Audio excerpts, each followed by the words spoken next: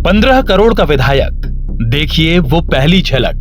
पैरों में भी अंतर है, टेल में, पूंछ में भी अंतर है। उसकी टेल थी 2 इंच पे थी, इसकी जो जेड ब्लैक है, मतलब उससे अच्छे कई प्रकार ज्यादा गुण हैं, तो इस करके ये 15 करोड़ का बुल है।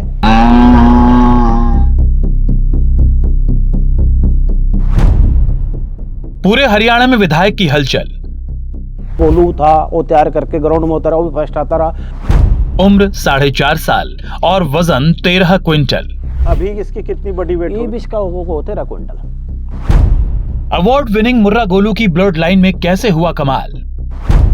हरियाणा के मशहूर मुर्रा फार्म में पद्मश्री नरेंद्र सिंह से जानिए सीक्रेट। प्रेस वाला को फोन आया, बोले भाई तेरे को पद्मश्री अवार्ड मिल चुका है, अपना फोटो भेजो। तो फोटो मेरे पास थे, तो मैंने फोटो भेज दिया। सवेरे अखबार में आई। आखिर मुर्रा भैंस का नाम विधायक क्यों रखा गया, और ये भैंसा गोलू की पीढ़ी में सबसे बड़ा और सबसे कीमती कैसे हो गया, यही जानने की जिज्ञासा में हम चल पड़े पलवल। दिल्ली से 2 घंटे की ड्राइव पर पानीपत जिले में नरेंद्र सिंह रहते हैं, जिन्हें मुर्रा ब्रीड की भैंस और भैंसों के विकास के लिए पद्मश्री मिल चुका है। उन्हीं से मिलने और पिछले 25 साल से उनकी लगातार मेहनत और मुर्रा ब्रीड के प्रति समर्पण को समझने हम उनके डेयरी फार्म पर गए। वैसे तो हरियाणा की मशहूर मुर्रा प्रजाति की भैंसे और खास तौर पर गोलू नाम का भैंसा कई साल से चर्चा में है, लेकिन इस बार चर्चा की वजह है विधायक नरेंद्र सिंह। वैसे अपनी प्रोसेस के बारे में ज्यादा नहीं बात करते, लेकिन कृषिका की टीम का स्वागत उन्होंने बड़ी गर्मजोशी से किया। वो सारे अवार्ड और मेडल्स दिखाए जो 25 साल में उन्हें मुर्रा प्रजाति की गोलू, गोलू 2 और अब विधायक जैसे भैंसों की वजह से मिला है। ये सब देखते हुए हमारे मन में कई सवाल उठ रहे थे कि जिस शिद्दत से डेयरी फार्मिंग का ये काम नरेंद्र सिंह जी कर रहे हैं, आज की पीढ़ी क्या इससे आगे बढ़ पाएगी। तो बातचीत में हमने पहला सवाल यही किया, गोलू के बाद मुर्रा भैंसों की पीढ़ी का नाम विधायक, सांसद और मंत्री रखने के पीछे क्या खास मकसद है। नैन भाई साहब, जैसे अभी आपने फार्म में दिखाया मुझे, तो पहले तो हम लोग गोलू 1 गोलू 2 जानते थे। आज आपने विधायक से मिलवाया, एमएलए से मिलवाया, अभी आपने एक दिखाया कि ये सांसद है। ये क्या, इसका उद्देश्य क्या है इस तरह के नामाकरण का? मंत्री, विधायक, सांसद रखने का मतलब ये है, ये भी तो हमारा विकास करते हैं। अच्छे, मैं तो कहता हूँ फार्म का विकास और देश की जनता का विकास, क्योंकि क्षेत्र का विकास हो रहा है सबका। क्योंकि अच्छे सीमन, अच्छे फूल हैं, इनका सीमन का प्रयोग करते हैं लोग, और अच्छे अच्छे मेल फीमेल पैदा होते हैं, अच्छी कीमत के भी पैदा होते हैं, सुंदरते भी होते हैं, कंपटीशन में भाग लेते हैं। विकास तो यही है, एक को गली और नाली बनाना विकास नहीं है, ठीक है जी। तो इनसे काफ़ी इनकम है, विकास ये भी है, इसलिए आपने इस करके इन्हें सांसद और विधायक मंत्री रखा है।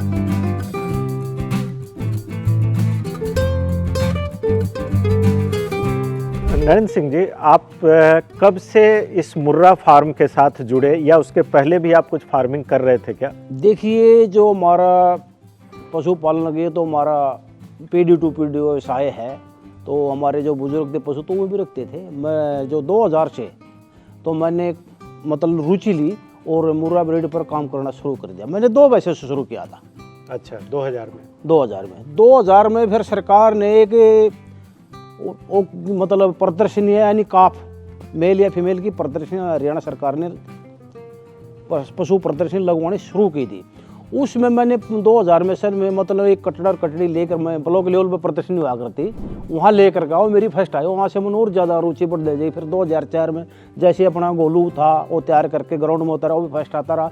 मतलब फिर हर मतलब मेल फीमेल जो भी है, नहीं भैंसे जोटे, फिर हरियाणा नस्ल भी चाहे कौवल मतलब साहिवाल, मतलब हर कैटेगरी मैंने पशु रखने शुरू किए। जो सबसे बड़ी उपलब्धि मुझे याद आती है कि 2019 में जब ये घोषणा हुई कि पद्मश्री का पुरस्कार मिलेगा। आमतौर पे पद्मश्री किसानों को बहुत कम ही मिला करता था, तो 2019 में जब ये खबर आपको लगी तो आपकी क्या प्रतिक्रिया? देखो डॉक्टर साहब, मैं सच बताता हूँ, मेरे को इस अवार्ड के बारे में कोई ज्ञान नहीं था भाई, ये अवार्ड क्या होता है।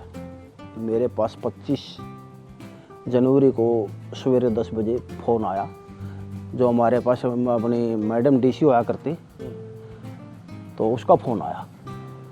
CIRB से ऐसा फ़ोन आया, NDRF से फ़ोन आया, पुलिस महकमे से फ़ोन आया, मतलब उन्होंने जांच की। तो मेरे पता, मैं सोच रहा भाई क्या हो रहा है, ये इतने फोन क्यों आ रहे, जैसे डीसी मैडम दी मैं देख छोटा कर्म, मैंने सोचा कर्मचारी के नाते आया होगा। तो मतलब फोन आते रहे सारा दिन, किसी किसी के अधिकारियों के, किसी यूनिवर्सिटी से, किसी एग्रीकल्चर से। तो मैंने नहीं पता था कि तेरी जांच चल रही है। तो उन्हें पूछ को बातें मतलब ऊपरा तली कर करके कुछ बातें पूछी, भाई तुमने क्या वहाँ क्या जीता, वहाँ क्या जीता, कहाँ आ रहे, मतलब काफ़ी सारा दिन ये बातें चलती रही है। फिर भी आप नहीं समझ पाए? फिर भी मैं समझ नहीं पाया, तो उन्होंने भी मेरे को नहीं बताया। तो मेरे पास फिर 25 को रात के 10 बजे ही प्रेस वाला का फ़ोन आया। बोले भाई तेरे को पद्मश्री अवार्ड मिल चुका है, अपना फ़ोटो भेजो।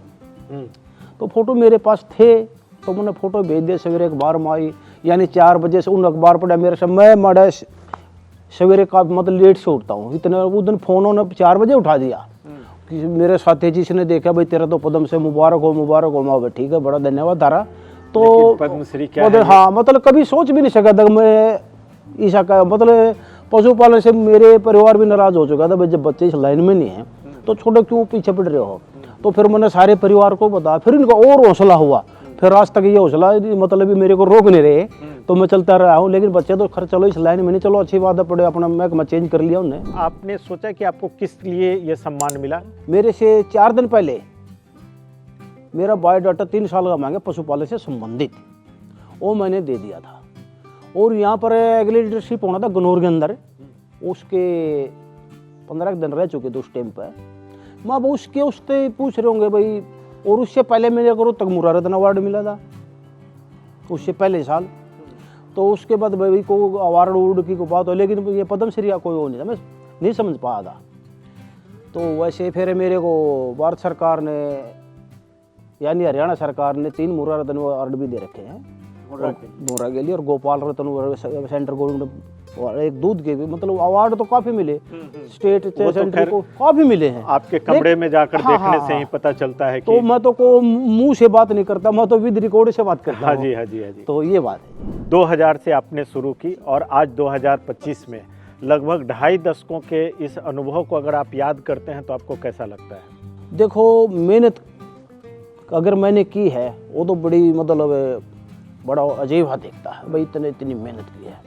तो मैं कह सकता बहुत ही मतलब हमारे आगे नवयुवक जो वो पीढ़ी आई वो बहुत कम मेहनत कर पाएंगे इतनी। मुर्रा को लेकर ही आप क्यों इतना ज़्यादा उत्साहित महसूस? देखिए, मुर्रा हरियाणा की खान है।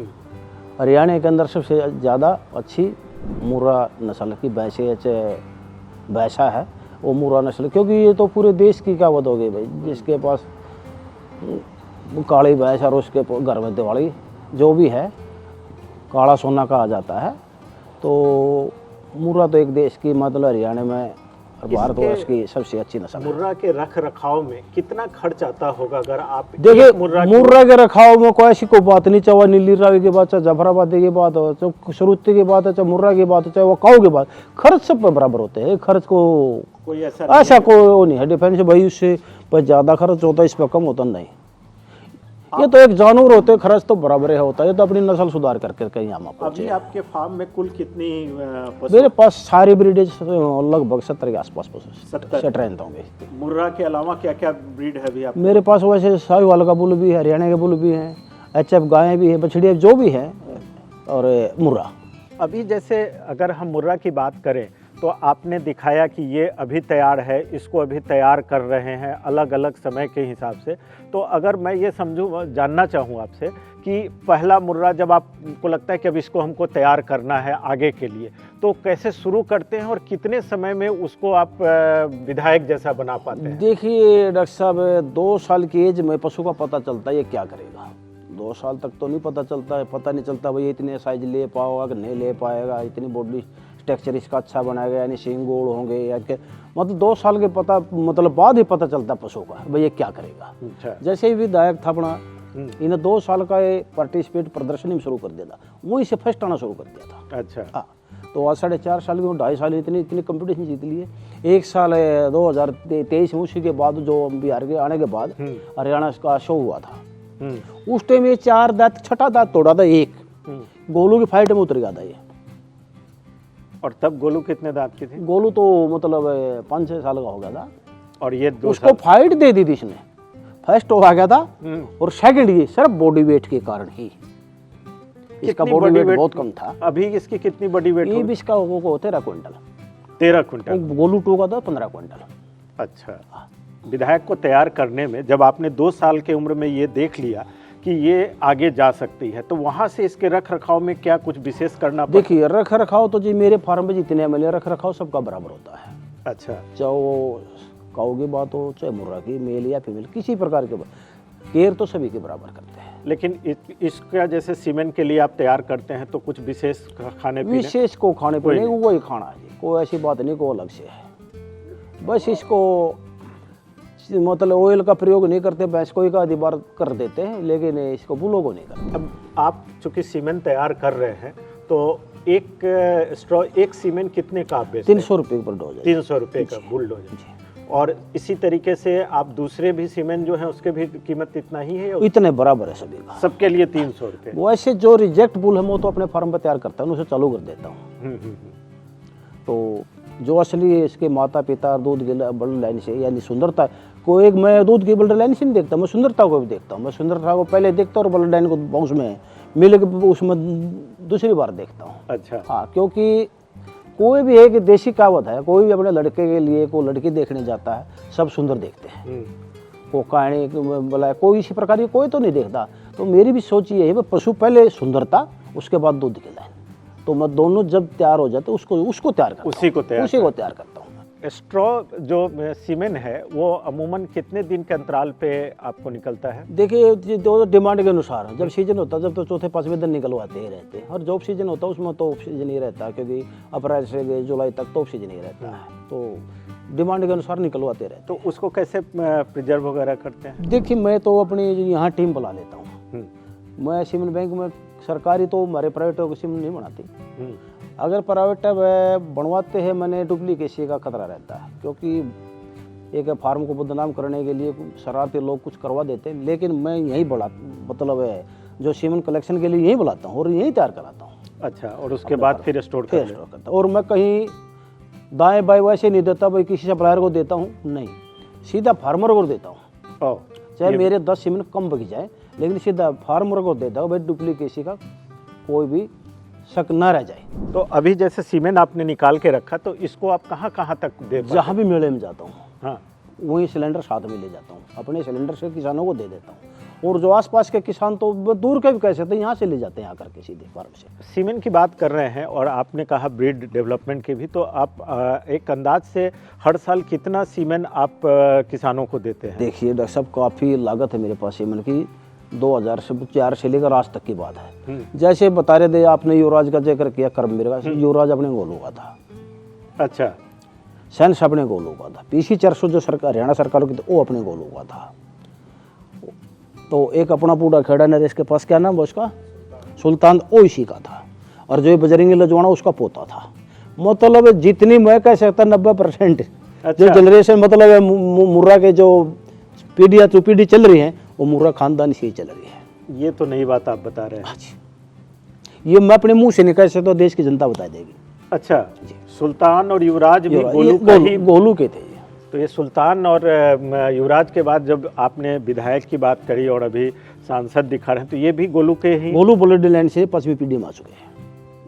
5वीं पीढ़ी में। इसके बीच मेरे पास धोनी भी हुआ करता। धोनी कई बोलो है मेरे पास।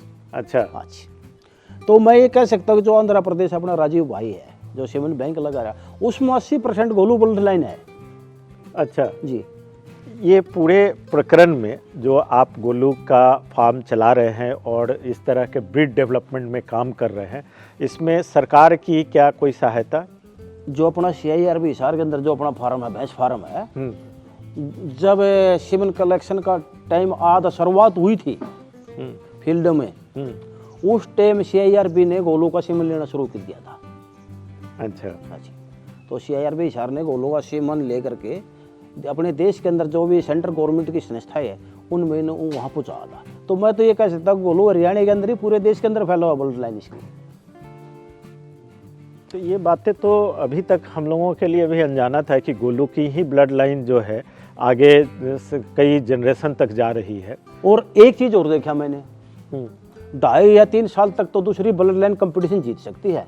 अगर जब एडल्ट बुल का समय आना, एडल्ट बुल का, वो गोलू खानदान ही जीत पाया है, इसके अलावा को खानदान जीता भी नहीं है। ये भी एक इतिहास की बात है। तो इसकी मार्केटिंग जब आप करते हैं तो इसके लिए भी कोई आपको सहायता की ज़रूरत महसूस होती है? नहीं, देखो मेहनतों को भगवान ने ठीक समय पास किया, मैंने किसी प्रकार की कोई साथ, हाँ सरकार ने मेरा मतलब काफ़ी साथ दिया है। जो हमारे बेटे ने वो आगे हरियाणा का है, उसने जो भी पूछा उन्होंने मेरे को सलाह दी है, जो मदद की, इस प्रकार की काफ़ी मददें की हैं। भाई तू ऐसा कर, ऐसा कर, ऐसा, मतलब सरकार से भी तकनीकी रूप से आपको जो तकनीकी रूप से मेरे को सहायता मिली है। मैंने किसी प्रकार की पूछने में झंझक नहीं की। ठीक है, मैं काफ़ी, जो वेटरनरी सर्जन थे मेरे साथ ही थे, और उनको भी मैं बहुत प्यारा लगता था। ऐसी बात नहीं, जो हमारे दांगी साहब थे, फिर उसके बाद जाखड़ साहब आए, छकारा साहब आए, कई डायरेक्टर आए, उन्हें बड़ा लगाव था मेरे। ये तो मैं कह सकता हूँ, अगर किसी टीम का अच्छा प्लेयर होगा कोच को तो प्यारा लगेगा। तो अब एक सवाल अंत में, ये जितनी भी आपने की, आपके बच्चे क्या कर रहे हैं? मेरे बच्चे, जो बड़ा लड़का, मेरे दोनों बच्चे शादीशुदा हैं। अच्छा, जो बड़ा लड़का और पुत्र वो तो ऑस्ट्रेलिया रहते हैं। ऑस्ट्रेलिया में ही सेटल कर? हाँ, ऑस्ट्रेलिया में सेटल किया। और जो मेरा छोटा लड़का MBBS डॉक्टर, जो हमारी और बेटियाँ है पुत्र वो भी MBBS डॉक्टर है। मतलब बेटी और पुतोहू दोनों हाँ, डॉक्टर हैं। तो यानी कि आप इस सारे चीज़ से अपने परिवार का भी एक बेहतर सेटलमेंट देखो, मैं तो क्या करें, भगवान की दया, हर पब्लिक का आशीर्वाद है, तो बच्चे ठीक अपना लाइन पर चल पड़े। तो दोस्तों, आपने देखा कि नरेंद्र सिंह ने कैसे अपनी सोच और मेहनत के बल पे एक पूरी प्रजाति, अगर आप मुर्रा की प्रजाति की बात करेंगे, अभी मुझे भी जानकर आश्चर्य हुआ कि युवराज और सुल्तान भी गोलू के ब्लड लाइन की ही हैं, अन्यथा मैं भी ये जानता था कि वो अलग किसी फैमिली से है। तो एक व्यक्ति का प्रयास किसी भी समाज में कितने तरह से परिवर्तन ला सकता है, इसका आपने उदाहरण देखा। आप देख रहे थे आपका YouTube चैनल कृषिका, और मैं आपसे अनुरोध करूंगा कि अभी तक अगर आपने सब्सक्राइब नहीं किया है तो आप सब्सक्राइब ज़रूर कर लें, और हमारी मुलाकात फिर इसी तरह के शख्सियतों के साथ होती रहेगी। नमस्कार।